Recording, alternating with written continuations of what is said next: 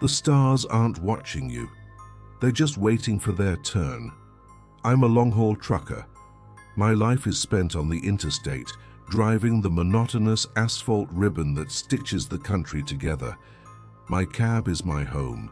Stale coffee, the low thrum of the engine, and classic rock on the satellite radio. Late nights are the worst, but they're also the most meditative. That's just me, the 16 wheels, and the endless black canvas outside the windshield. I follow the rules: mandatory stops, 8 hours of sleep, 3 square meals.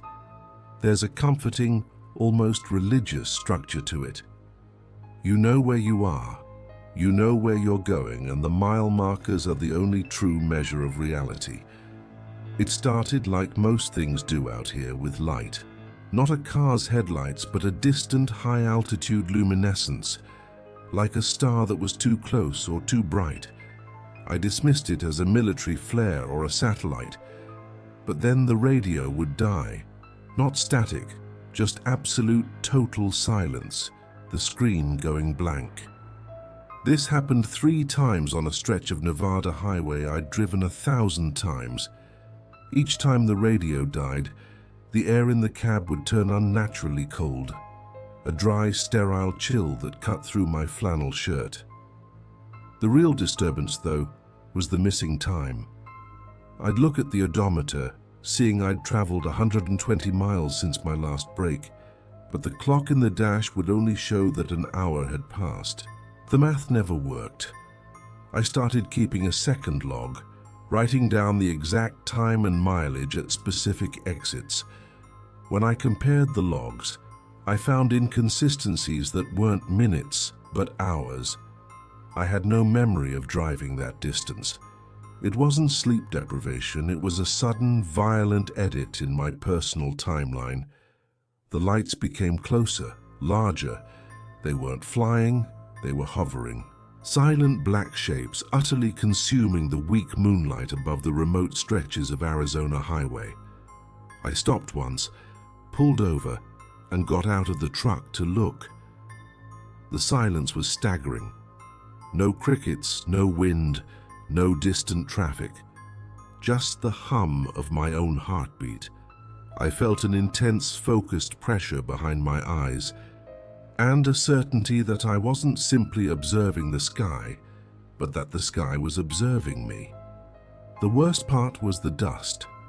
A fine, metallic, grey dust would sometimes cover the dashboard, even though all the vents were closed and the windows sealed. It looked like ash, but smelled faintly of ozone. And the dreams. The dreams weren't mine. They were not narratives, but sensory overload, a painful, paralyzing cold. The feeling of floating horizontally, the sound of an incessant, high-pitched ringing that never quite faded even after I woke up. I began to realize that the missing time wasn't just missing, it was filled, and I didn't want to know what it was filled with. Paranoia became my co-pilot. I stopped trusting the rearview mirror, certain that something would be following, sitting right behind the cab. I was on I-40 just before dawn. My body was wired, fueled by energy drinks and pure dread. I glanced at the side mirror to check my trailer tires. That's when I saw it. It wasn't a reflection. It was a figure standing right next to the trailer wheel, illuminated by the red side marker light. It was tall, impossibly thin, and absolutely still. Its head was tilted. I slammed on the brakes, the air horn blaring, the rig skidding on the damp asphalt. The figure didn't flinch. It just looked up, not at the truck, but through the roof of the cab, directly at me. I fumbled for the shotgun I keep locked under the seat. By the time I threw open the door and jumped out, heart hammering against my ribs, the shoulder of the road was empty. The air was cold, but the oppressive stillness was back. I searched the perimeter, shaking. Nothing. I was about to get back in when I noticed a detail on the asphalt right where the figure had been standing. Not footprints, just a perfect shallow indentation, like a massive three-pronged claw had just pressed into the road surface. And then I saw the dust, the fine, grey, metallic dust. It wasn't just on my dashboard anymore. It was lining the inside of my glasses case. I drove. I didn't stop until I reached the delivery depot. I didn't talk about it. I handed in my logbook, which according to the official hours was perfect. No gaps, no missing miles. But as I signed the delivery manifest, the supervisor, a man I've known for years, looked at me oddly. He pointed at the pen I was using, the standard issue ballpoint. "You always use your left hand, Mike. Since when did you switch?" My left hand, the one I've written with my whole life, felt heavy, unfamiliar. I glanced down at it. It was my hand, my veins, my knuckles, my wedding band. But as I flexed the fingers, I noticed a faint grey residue clinging to the lines of my palm. I looked at my reflection in the side of the truck. My eyes were bloodshot, my face pale. But my posture was subtly different. And then I remembered the figure on the road looking through the cab, looking at me. The me that signed the logbook with the right hand. The me that had a perfect memory. The me that had no scars. I didn't lose time on that highway. I was rebuilt in that time. I am a copy. A recently uploaded file. And the original Mike is gone. A perfect empty chassis of metal and dust somewhere between the shoulder and the stars. I still drive the routes, because if I stop, they'll know the replacement has a glitch.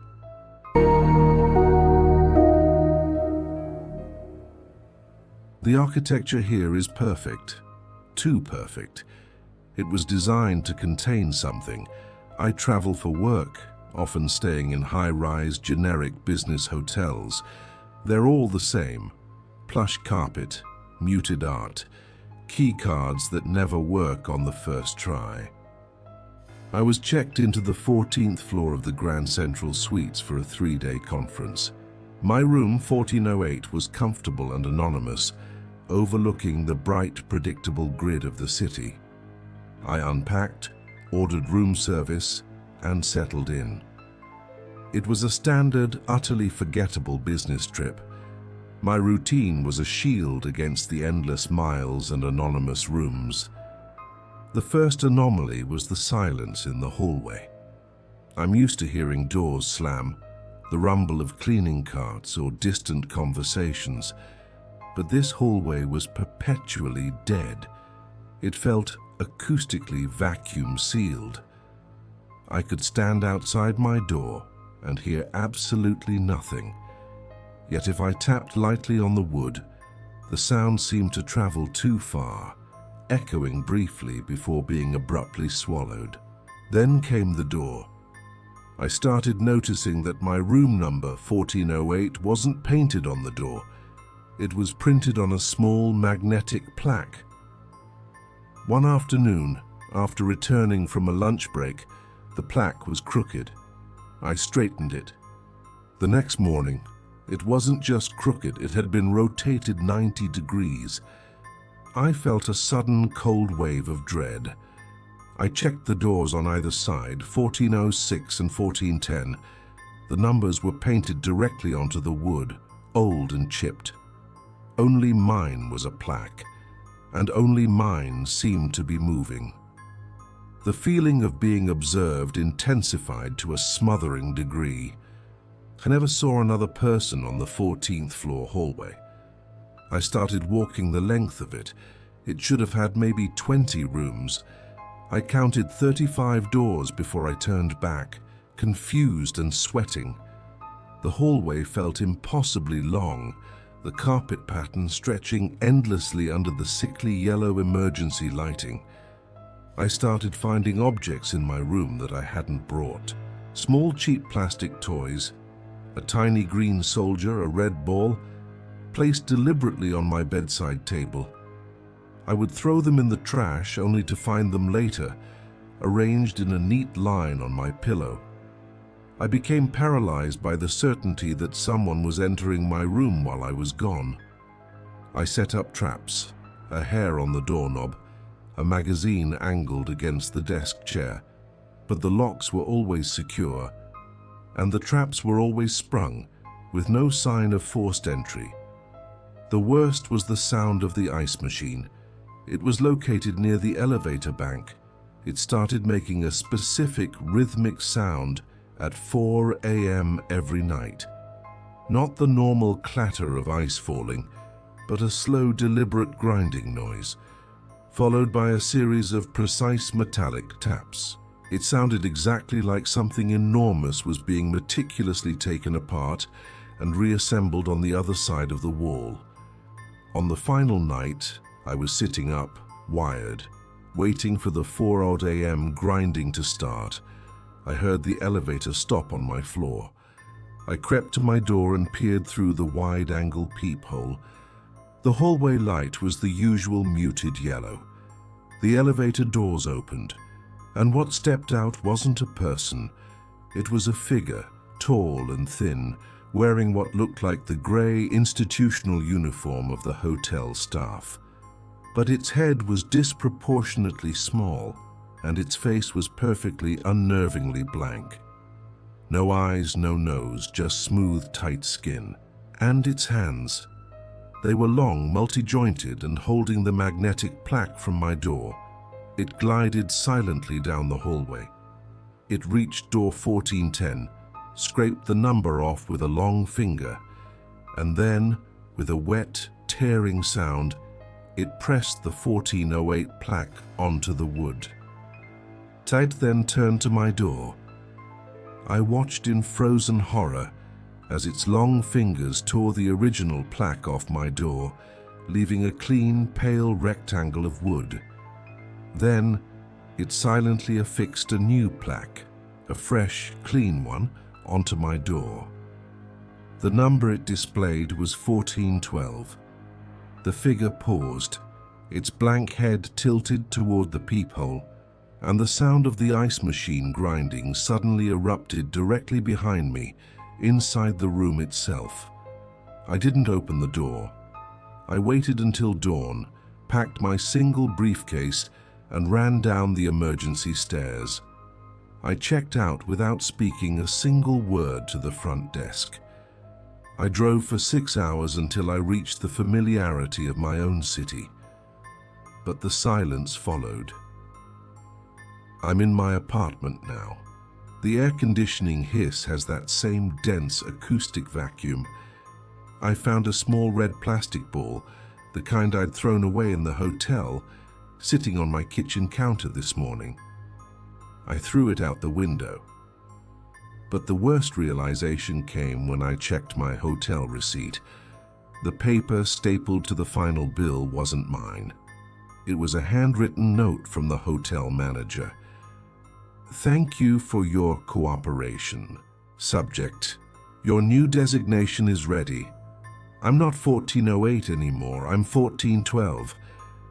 I look around my apartment and the wallpaper suddenly feels wrong, the corners too deep. The entity didn't stay in the hotel. It changed me. It assigned me a new room number, a new designation in this false world. And I know with chilling certainty that somewhere another hotel, another generic high-rise, is waiting for me to check in, and its 1412 door will have a small magnetic plaque. And soon, the silence in my home will be absolute, and the grinding will begin. I'm not trapped in a hotel, I am the hotel. I can't look at an empty doorway without wondering what number it's waiting to display.